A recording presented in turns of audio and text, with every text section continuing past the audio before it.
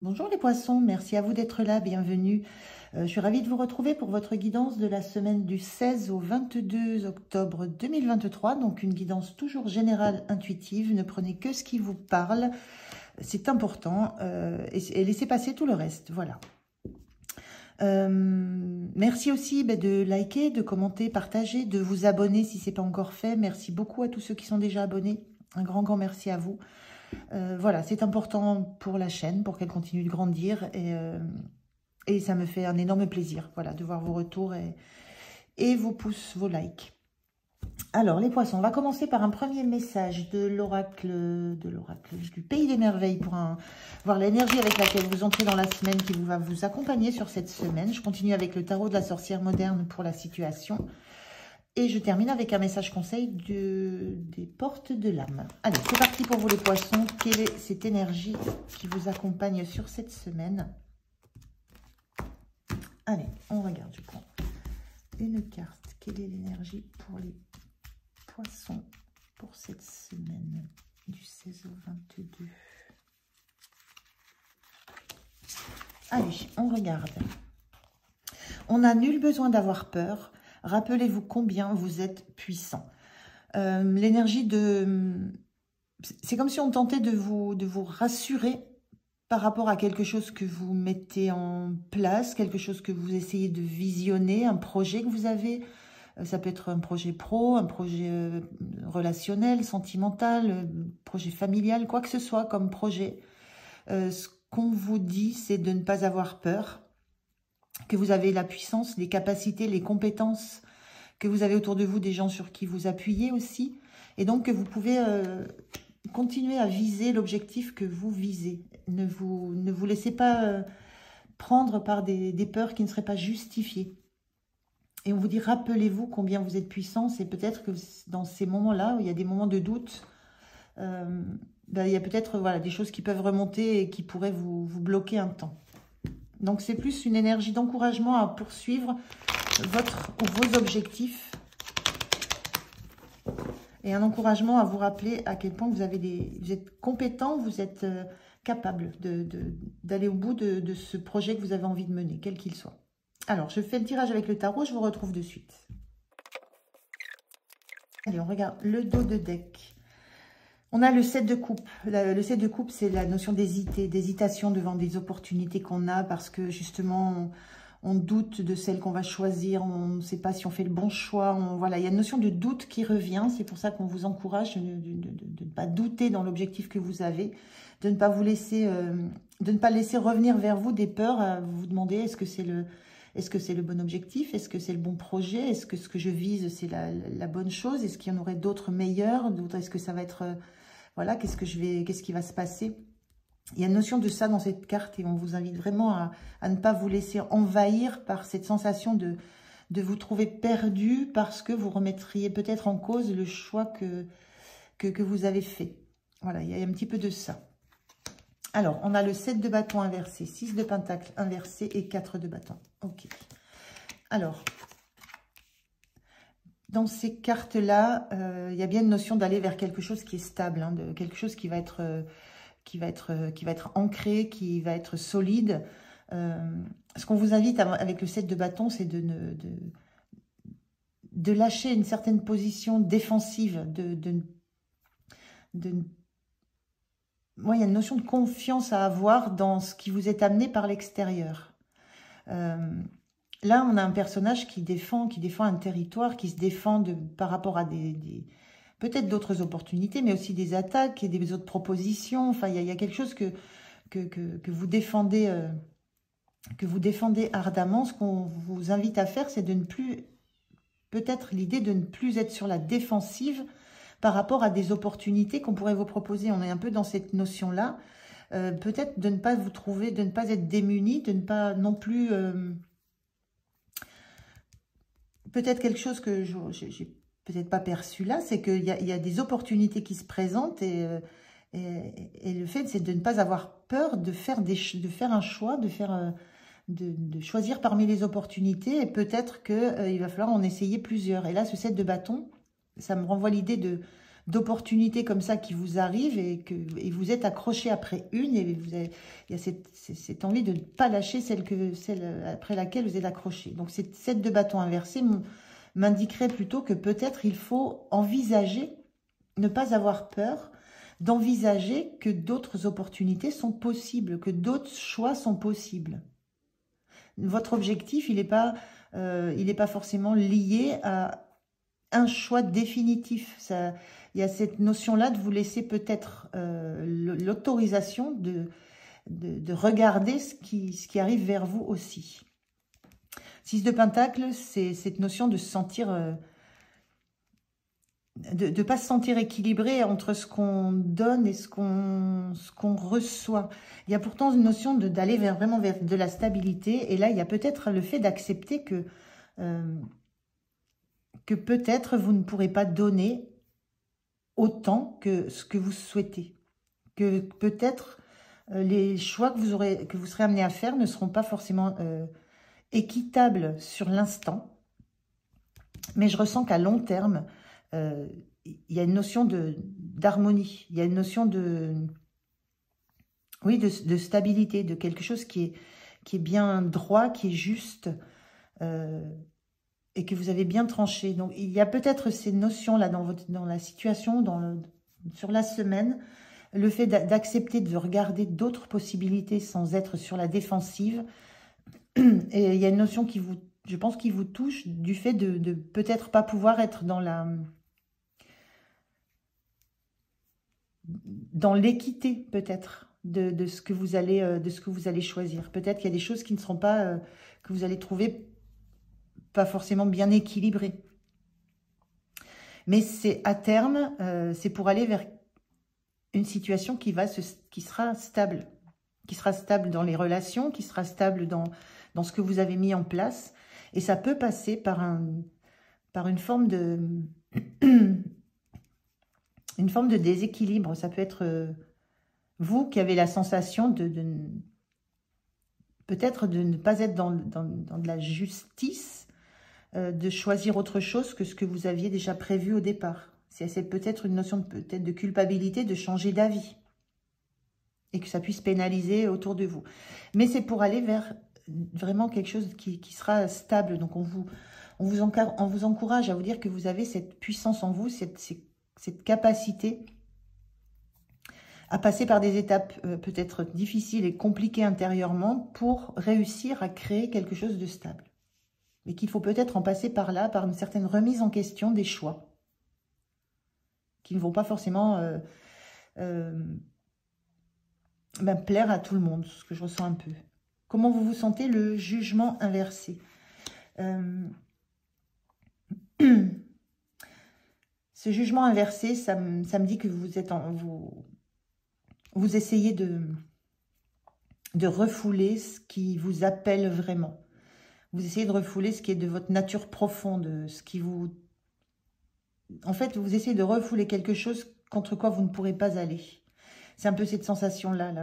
Ce qu'on vous disait, c'est peut-être d'arrêter de batailler contre d'autres, des propositions, des opportunités, des projets différents.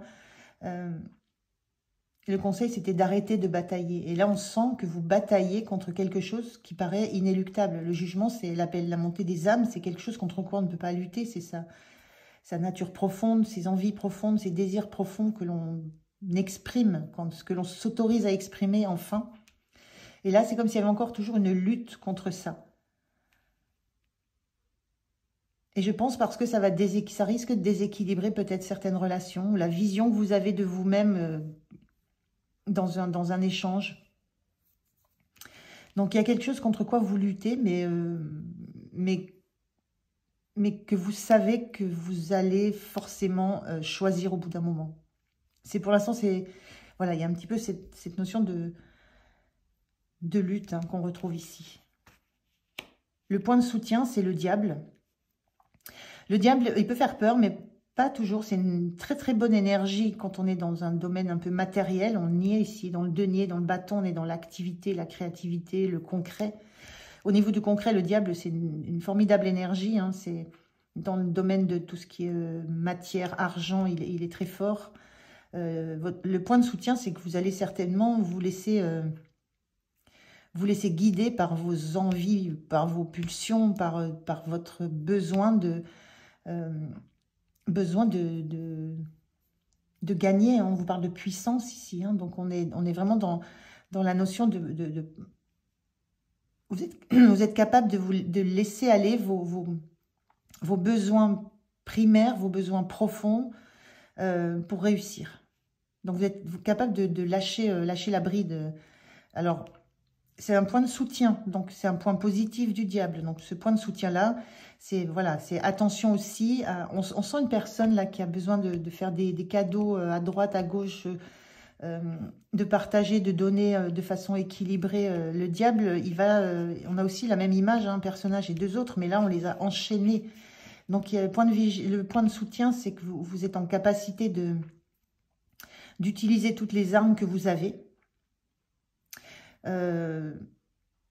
Sans dépasser les limites, en restant dans le fait que ce soit des cadeaux et que ce ne soit pas des enchaînements par rapport aux gens qui sont autour de vous.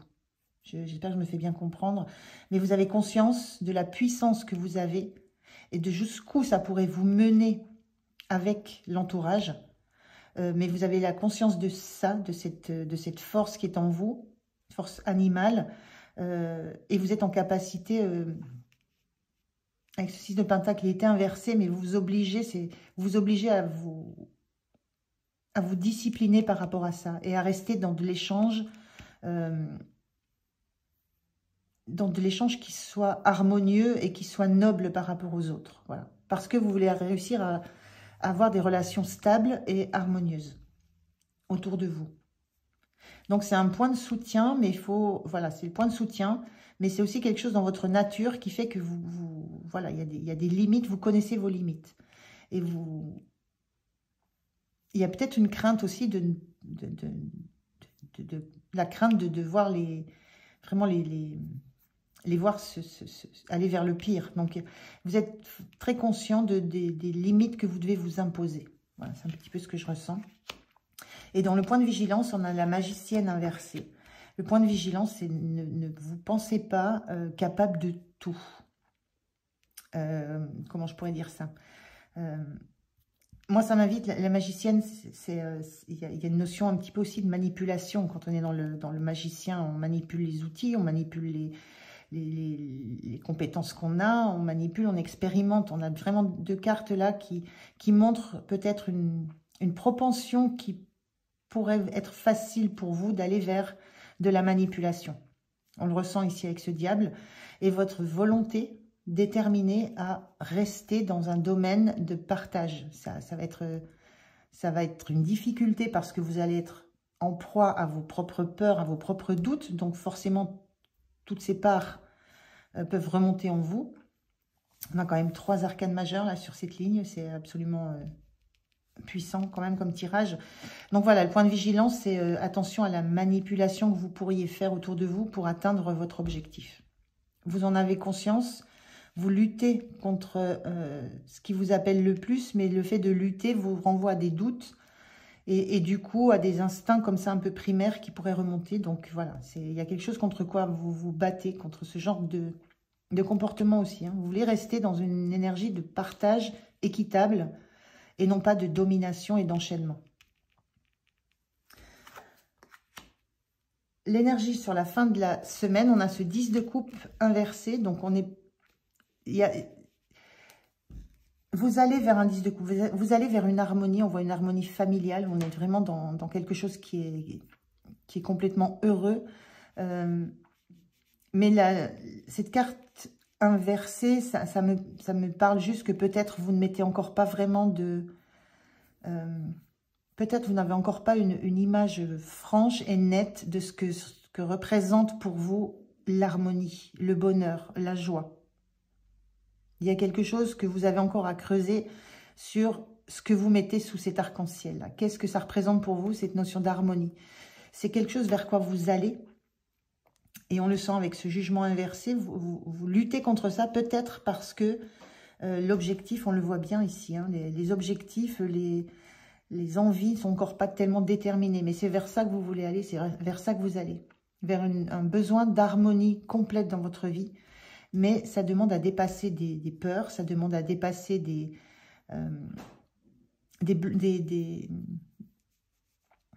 blocages et surtout des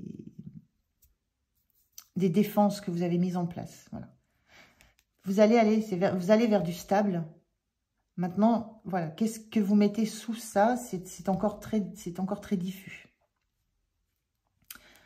Donc, une semaine assez énergique, intérieurement assez remuante. Donc, voilà, ne craignez pas, ça, vous avancez sur votre chemin et vous avez ces puissances, cette capacité. On le retrouve dans le magicien pour avancer. Mais il y a beaucoup de choses à maîtriser dans ces deux cartes-là. Allez, on regarde un petit message conseil pour vous, pour cette semaine. Quel est le conseil des portes de l'âme? Un conseil, une parole sage. Alors, quel est le conseil pour les poissons pour cette semaine?